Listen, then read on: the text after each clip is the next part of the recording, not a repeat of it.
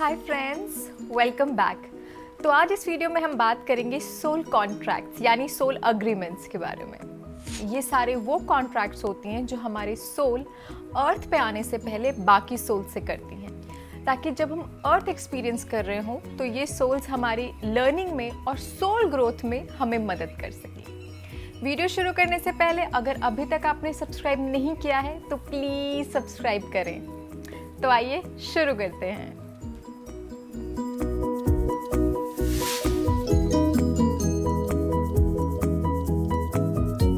पहला soul contract, कार्मिक relationships. जैसे कि हम इस वर्ड को सुन के ही समझ सकते हैं कि इन रिलेशनशिप्स में कर्मा इन्वॉल्व होता है। ये रिलेशनशिप आपका किसी के साथ भी हो सकता है, अपने पेरेंट्स के साथ, अपने सिबलिंग्स के साथ, भाई बहन के साथ, अपने फ्रेंड्स के साथ, अपने पार्टनर के साथ। ये रिलेशनशिप्स आपकी लाइफ में तब आते हैं जब आप अपनी लाइफ में कोई लेसन आपकी सोल लर्न करना चाहती है।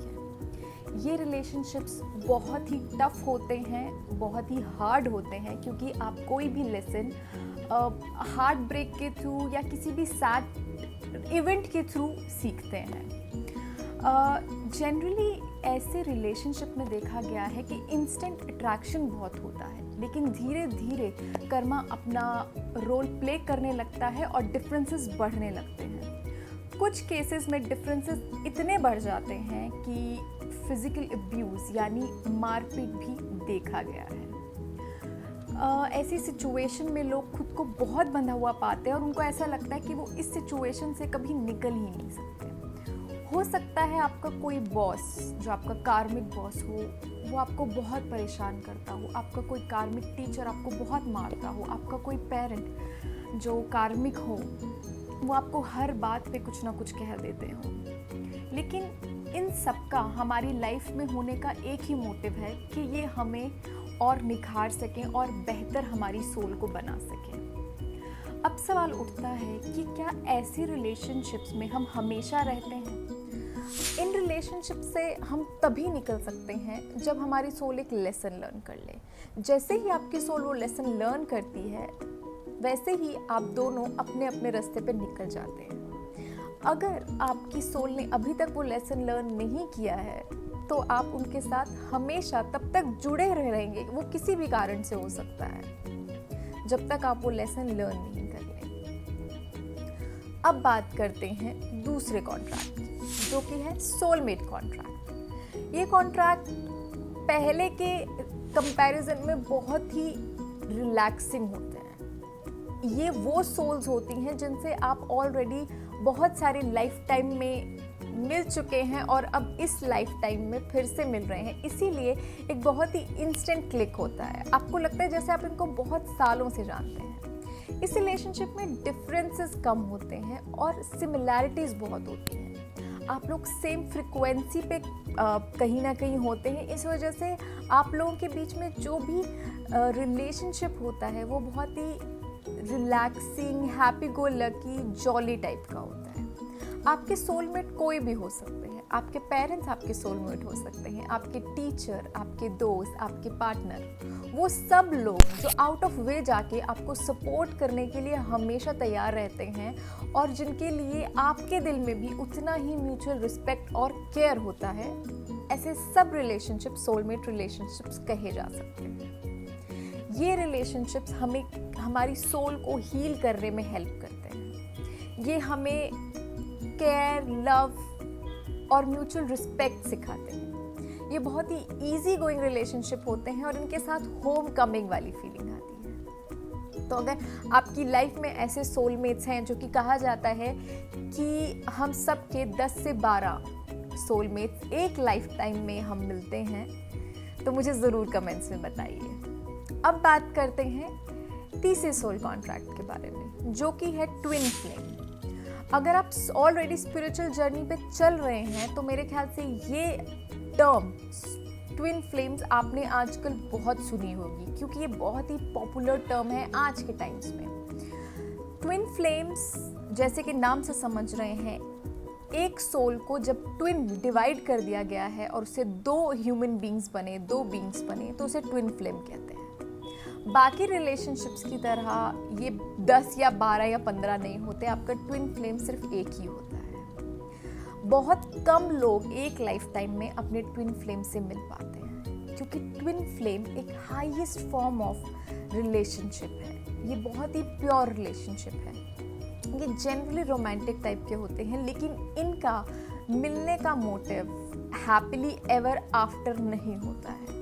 इन लोगों का मिलने का मेन मोटिव दुनिया का स्पिरिचुअल तरीके से उन्हें ग्रो कराने में हेल्प करने का मोटिव होता है। जिस तरीके से हमारी अर्थ अभी 3D कॉन्शियस से 5D कॉन्शियस पे जा रही है, इस टॉपिक पे मैं फिर किसी और दिन वीडियो पे बात करूंगी, लेकिन ब्रॉडर वे में हमारी जो अर्थ है वो फिलहाल एक मेजर शिफ्टिंग से जा रही है। हम सब बहुत तेज़ी से एक बेटर कल की तरफ मूव कर रहे हैं। अगर आप देखेंगे तो धीरे धीरे बहुत सारे लोग स्पिरिचुअलिटी की तरफ, क्रिएटिविटी की तरफ आपको जाते हुए दिखाई देंगे। ये चेंजेस 2012 से शुरू हो गए थे, लेकिन 2020 फाइनली वो ईयर है जिसमें हम ये सारी चीज़ें अब देखना शुरू कर रहे हैं। यानी कि अर्थ अपनी फुल अपग्रेडेशन फॉर्म में है, वो अपना सॉफ्टवेयर अपडेट कर रही है।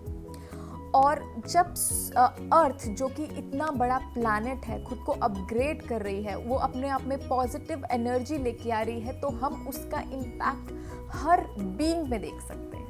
और ट्विन फ्लेम्स का काम यही है कि जब ऐसी प्रोसेस चल रही है, जब अर्थ एक मेजर शिफ्टिंग से गुजर रही है, ऐसे में लोगों की मदद करना स्पिरिचुअल वे से, इस टाइम एक मास अवेकनिंग से हमारी अर्थ गुजर रही है। बहुत सारे लोग इस टाइम अपने आप को स्पिरिचुअली इंक्लाइंड फील कर रहे हैं। बहुत लोगों को ऐसा लग रहा है शायद वो लोनली हो गए हैं। ये सब एक तरह की अवेकनिंग प्रोसेस है जो करंटली हम लोग फील कर रहे हैं, जिस पे हम चल रहे हैं। ट्विन फ्लेम्स का मेन मोटिव है इन सारी चीज़ों में लोगों की मदद करना। ये बहुत ही टफ जर्नी है, क्योंकि ट्विन फ्लेम्स का आपस में मिलना, इसके लिए उन्हें खुद एक बहुत लंबे प्रोसेस से गुजरना पड़ता है। उन्हें खुद स्पिरिचुअली अवेकन होना पड़ता है, उसे खुद अपने डीमन से फाइट करना पड़ता है, जो कि एक बहुत ही लंबा प्रोसेस होता है। तो हर कोई इंसान अब एक लाइफ टाइम में अपने ट्विन फ्लेम से नहीं मिलता है। ऐसा बोला जाता है कि करंटली